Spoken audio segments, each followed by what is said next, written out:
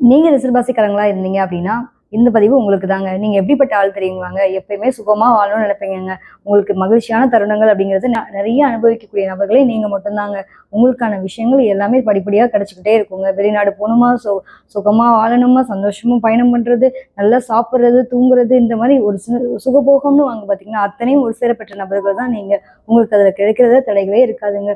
நீங்க என்ன மாதிரியான படிப்புகள் படிக்கலாம் அப்படின்னு பார்த்தீங்கன்னா, கண்டிப்பா அயல்நாடு போய் படிக்கக்கூடிய சூழ்நிலைகள் கண்டிப்பா உண்டுங்க. அது மட்டும் இல்லாம, நீங்க வந்துட்டு ஒரு உணவு சம்மந்தப்பட்ட தொழிலா இருக்கட்டும், சுய தொழிலுக்கு செய்யும் சம்மந்தப்பட்ட விஷயங்களா இருக்கட்டும், மத்தவங்களலாம் பார்த்தோனே எடை போடுவீங்க இல்லையா? அது மாரி ஆலோசனை வழங்கக்கூடியது. அதாவது மனநல ஆலோசனை சம்மந்தப்பட்ட விஷயங்களா இருக்கட்டும், இந்த படிப்பெல்லாம் உங்களுக்கு ரொம்ப சூப்பரா வருங்க. அது மட்டும் இல்லாம, பேங்கிங் செக்டார்ல கணக்கு சம்மந்தப்பட்ட விஷயம், பணம் எங்கெல்லாம் புழங்குதோ, அதெல்லாம் வந்து உங்களுக்கு ரொம்ப சூப்பரா இருக்குங்க. அது சம்மந்தப்பட்ட படிப்பும் சரி, தொழிலும் சரி. சுகபோக வாழ்க்கை வாழக்கூடிய அமைப்பு அப்படிங்கிறது உங்களுக்கு இருக்குங்க.